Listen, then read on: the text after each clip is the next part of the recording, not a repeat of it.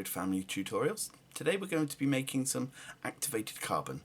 This is also known as activated charcoal and has many useful applications, whether it be water filters, air filters. It has health benefits. It's used in hospitals to help with poisoning or food poisoning, etc. To make activated carbon, there's a lot of different processes. Some of them are simple. Well, no, they're all simple, but some of them are a little bit more simple than others. There are a couple of processes that can be quite dangerous or harmful, so please be careful when doing this and use safety goggles and other safety equipment as necessary. If you don't think you can do this, or you don't know, you don't have safety equipment, then please just go and buy some activated carbon. It's not ridiculously expensive. To make the carbon or charcoal, you need to cook the peels without any oxygen. So you need to make an airtight container with just a hole or a couple of holes in to allow the gases to escape so you don't cause an explosion. So that's what we're going to do first. I decided it would be a good idea to dehydrate the fruit peels before I made them into carbon to make the process cleaner. There would be less smoke because less moisture would be trying to escape.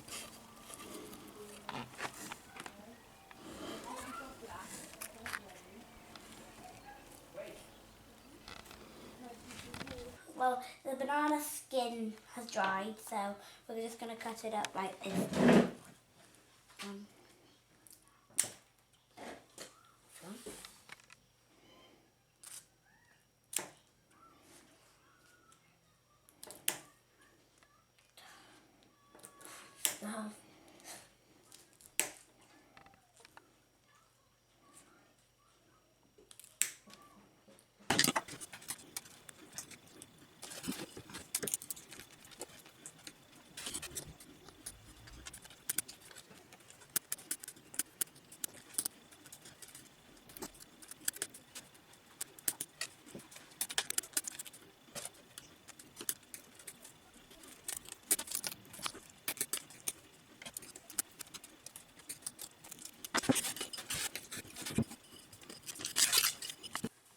Okay, so first, a minute ago my dad was trying to show me a magic trick, but it's just sticky here. That's why it worked out. You'll never get in the magic circle like that, boy. So this is all dried up here, and we're going to put it in there, put the lid on here so no oxygen can get into it like that, and then we're going to make charcoal. Okay, so you heard from my boss there. What we're doing then is we are putting the dried peels into this can. This is just a tin can, you know, this had potatoes in. This one had sweet corn in. I've made a tiny hole in it to allow for gas to escape. And that's going to clip on there. And then I'm going to put this into some hot coals. And what happens is no oxygen can get into it. So it basically turns itself into carbon, which is the most abundant thing on the planet, I believe. And then we're going to make it into activated carbon. So wish me luck.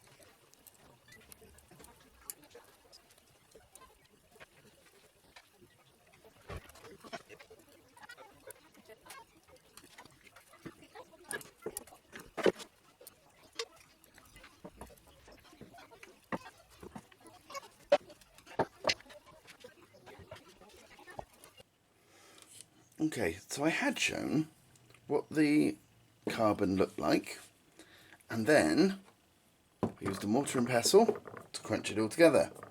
Unfortunately, the file got corrupt, and I now don't have it. So all I can say is here is the crunched up carbon, and what we need to do now is add some caustic soda to it, also known as lye, also known as sodium hydroxide. Okay, so you've got your carbon crushed up into a nice fine powder. Now what you want to do is you want to increase the surface area either with acid or a bleach. I've chosen to use lye to give it a nice bath in, and this it will increase the surface area exponentially and make the normal carbon become activated carbon. The easiest way to get hold of lye is in things like this.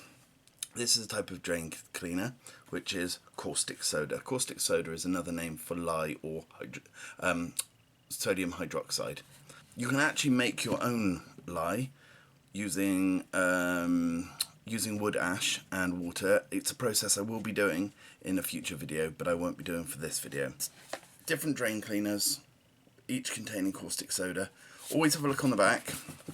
There will be in ingredients, and for example this one is 90% or greater than 90% sodium hydroxide, whereas this one contains sodium hydroxide and sodium carbonate. So I won't be using this one because I don't want the sodium carbonate, but I'll be using this one. Whenever using sodium carbonate and water, be very careful because it's an exothermic reaction. Exothermic means it gets hot as it reacts. Also, when using any lye, sodium hydroxide, caustic soda, make sure you add the caustic soda to water, not water to caustic soda. This stuff will solidify into a block, and it'll be incredibly difficult. And you know, if you were to put this stuff down your drains without adding it to water first, you'll just block your drains because it will just solidify into a lump.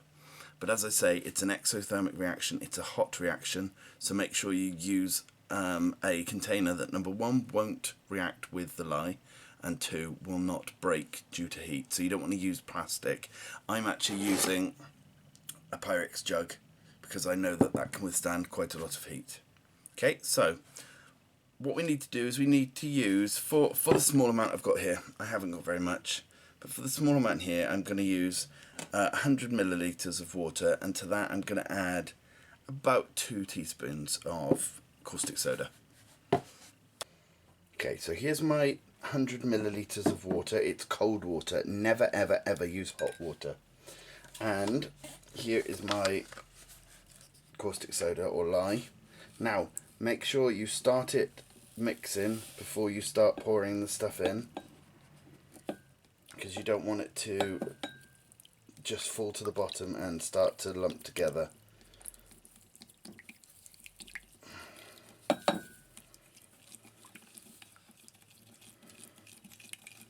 Now this, as I say, will be causing an exothermic reaction, meaning getting hot. And this is harmful, corrosive, so when you finish with this, down the drain to unblock it. I'm going to keep mixing. One thing I noticed when using sodium hydroxide is you mix it for a little while and then leave it, and it will just suddenly go clear, and that's when the reaction's finished and you're ready to go. Can you see it clearing out? And it will literally go completely clear. I don't need to keep mixing really, but I've mixed as much into solution as I can.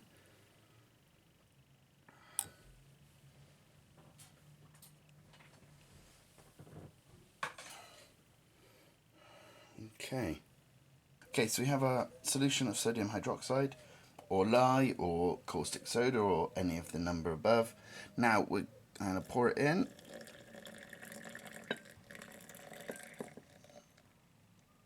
And now what I'm going to do, I'm not going to shake it, but I'm going to put the lid on, and I'm going to swirl it around and try and engulf as much as I can in it. There we go. Now, do not leave a lid on it, or at least don't leave a lid on it tightly. This will produce different gases, and you do not want to make yourself basically a pressure bomb. Okay, so if you're going to put a lid on it, put it on very gently so that gases can escape. And now it's a waiting game. This will take 24 hours to do the magic, and once it's finished, I'll show you the next part of the process.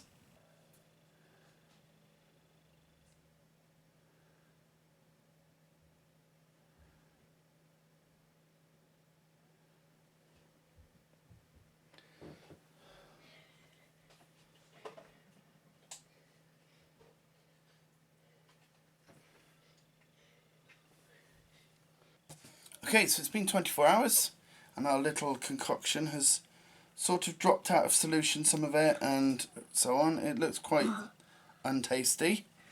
Okay, so what we need to do, let me move you down. Let's have a look. Yeah, okay, let's move that out. Okay, if I tip this into here.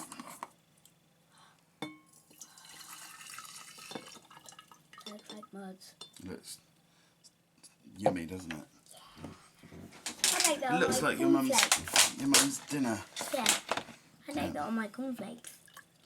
Yummy. Okay, and this is, I'm just trying to wash all through.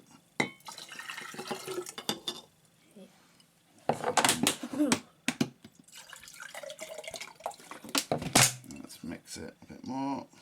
Mix.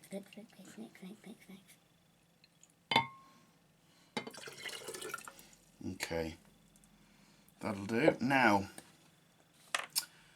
I've made a filter.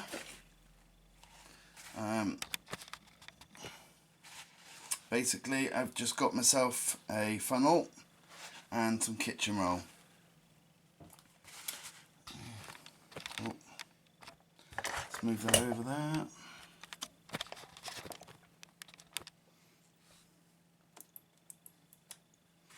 Okay, so all I did with this was, no, I better do that.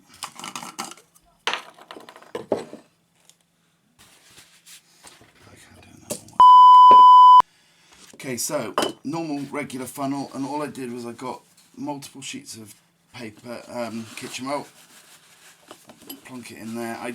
I would recommend using coffee filters, but I don't have any. What we're going to do is we're going to just slowly pour it in. It's coming through. Okay, now it is. Well, that's working incredibly well. Let me. Without doing anything like that. Well, that's really good. I think that's going faster. It's more like nice. Maybe I brought in.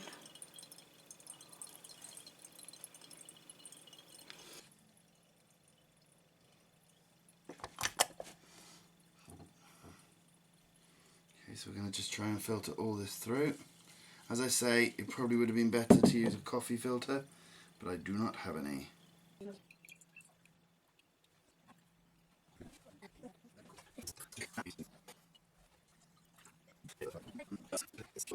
Right,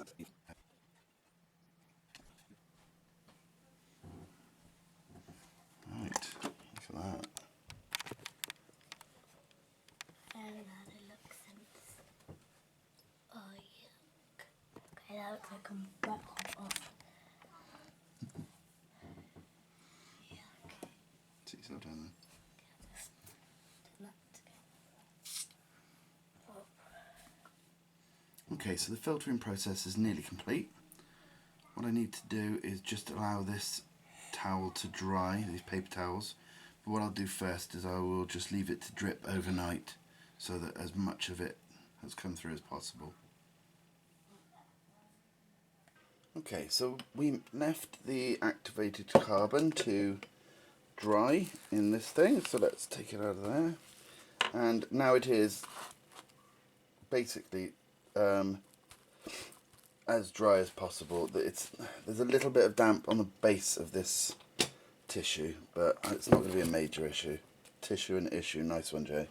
Right, so let's see if we can tip this out into here.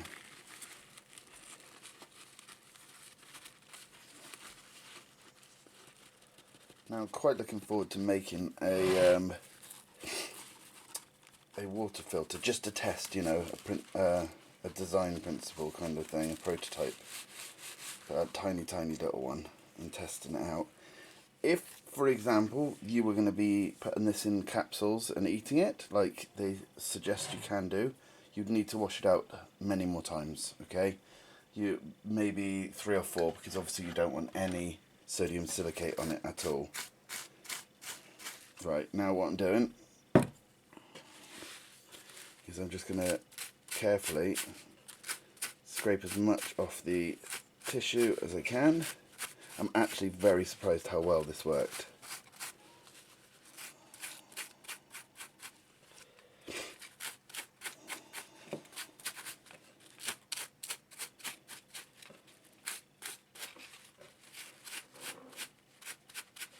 I'd have used a spoon for this, but I don't have one up here.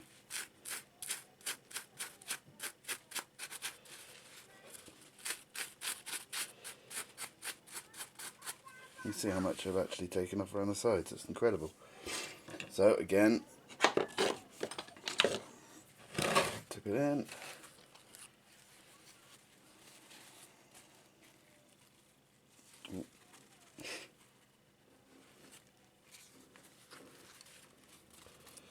It's going everywhere now. Right. I'm going to scrape from the stuff in the centre. Now in the centre it's still damp-ish, but I didn't want to hang it out. I didn't want it to hang it out and dry it or anything. You know, I didn't want to lose any of this. But this is a lot damper in the centre. Right.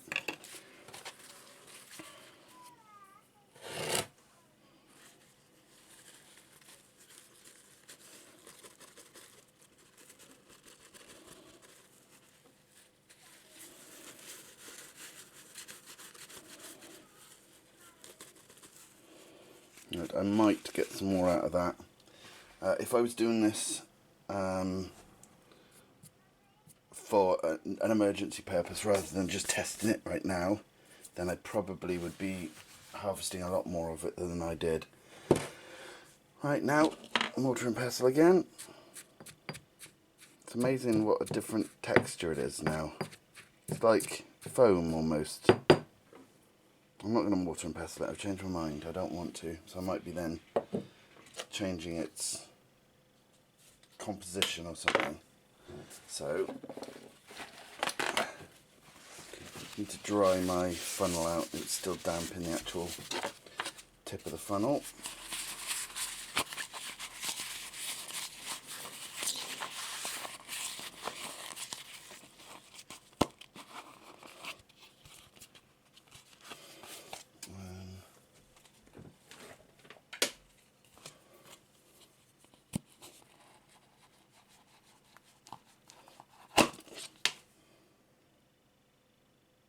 Yep, dry. Okay, now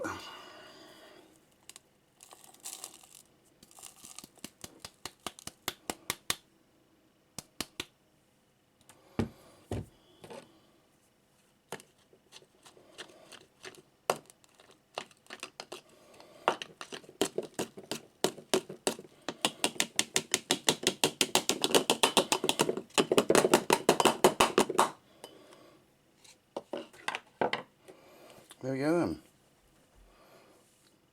Now this I'm going to compact into a type of cartridge that I'm going to be able to use to test out its water filtration capabilities.